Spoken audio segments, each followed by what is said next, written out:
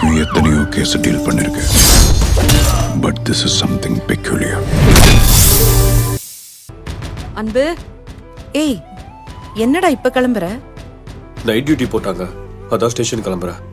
இங்க நான் மட்டும் தான் உருப்படியா வேலை பார்க்கறேன்.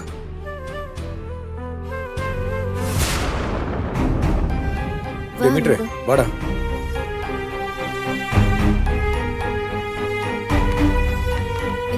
கையில எல்லாரும் இங்கதான் இருக்கீங்களா?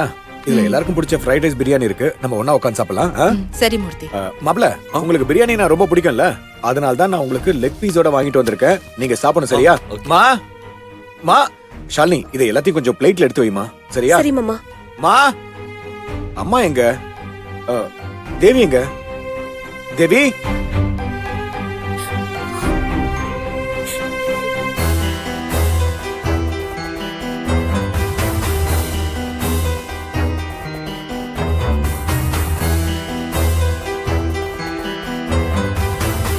கைல், என்னாச்சு? ஏன் தேவி அழுதுகிட்டு இருக்கா? ஏதாவது பிரச்சனையா? பிரச்சனைலாம் எதுவும் இல்ல மூர்த்தி. நீ ஹோட்டல் வேலையெல்லாம் முடிச்சிட்டு டயர்டா வந்திருப்ப. ஷாலினி சாப்பாடு எடுத்து வை. ஷாலினி, ஒரு நிமிஷம் இருமா. கைல், வீட்ல எல்லாரும் ஆளாளுக்கு சோகமா உட்காந்துக்கிட்டு இருக்கீங்க. அதை பார்த்துட்டு எனக்கு என்ன எப்படி போக முடியும்? என்ன பிரச்சனைன்னு சொல்லு. என்ன கையல்? ஆனந்தி, நீயாச்சும் என்ன நடந்துச்சுன்னு சொல்லு. மா, கையில கேட்டா எதுவுமே சொல்ல மாட்டேங்கிறாமா, நீயாவது சொல்லுமா, என்ன நடந்துச்சு? அவ எப்படி சொல்லுவா? அவளுக்கு ஒரு கஷ்டம்னா அது வெளியில சொல்லவே மாட்டாளே.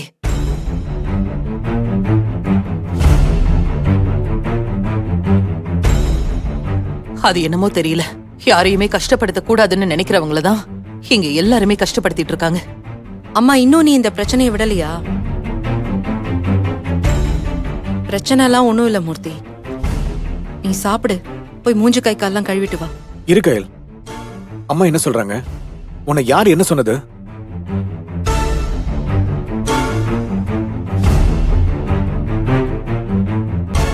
அம்மா, என்னம்மா நடந்துச்சு? கையில யார் கஷ்டப்படுத்தினா? அவளை யாருடா இங்க கஷ்டப்படுத்தல? இந்த வீட்ல இருக்கிறவங்க எல்லாருமே அவளை ஒவ்வொரு வகையில கஷ்டப்படுத்திட்டு தான் இருக்கும். இத்தனை வருஷமா நம்மளோட தேவைகளுக்காக இந்த குடும்ப பாரத்தை அவளோட தலையில தூக்கி வச்சு கஷ்டப்படுத்தணும். அப்புறம் உன் தங்கச்சிக்கு கல்யாணம் பண்ணணும், தம்பிய படிக்க வச்சு வேலைக்கு அனுப்பணும்னு எல்லா பாரத்தையும் அவ தோள்ல சுமத்தி கஷ்டப்படுத்தணும். இப்போ எல்லாமே நடந்ததுக்கு அப்புறமும் நடக்கிற பிரச்சனைக்கெல்லாம் காரணம் அவதான்னு மன ரீதியா அவளை கஷ்டப்படுத்திட்டு தானே இருக்கோம். அம்மா, அப்படி என்னம்மா நடந்தது?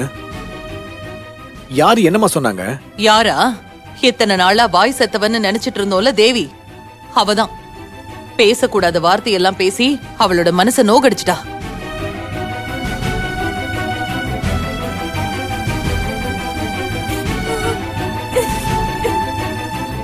அம்மா விடுன்னு சொல்றேன்ல. தேவியா? அப்படி என்னம்மா பேசுனா? கையில பார்த்து அவ என்ன வார்த்தை கேட்டா தெரியுமா?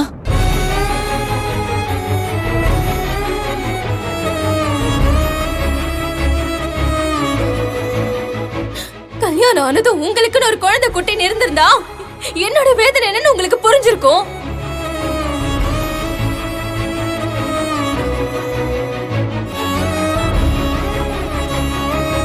உங்களுக்கு குழந்தை இல்ல, அதனாலதான்.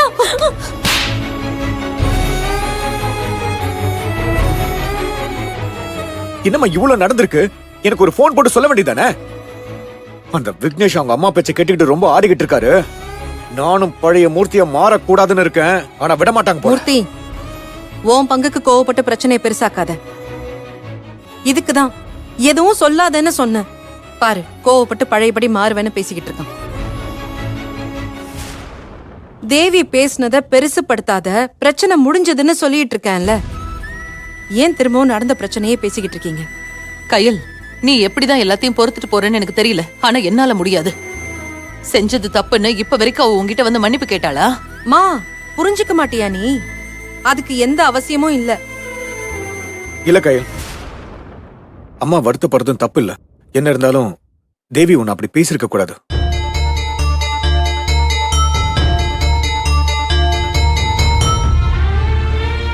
மா, அதுக்காக நீ தேவி அப்படி அடிச்சிருக்க கூடாதுமா. குழந்தை பிரிஞ்ச சோகத்துல யார பேசுறோம் என்ன பேசுறோம் தெரியாம பேசிருப்பா. நான் அவகிட்ட பேசுறேன். வேணாம் மூர்த்தி, அவ ஏற்கனவே மன கஷ்டத்துல இருக்கா. திரும்ப திரும்ப அதையே பேசி அவளை இன்னும் காயப்படுத்த வேண்டாம். ஏதாவது சாப்பிட்டாளா? இல்லண்ணே, இன்னும் எதுவும் சாப்பிடல. சரி, அவளை நான் சாப்பிட வைக்கிறேன்.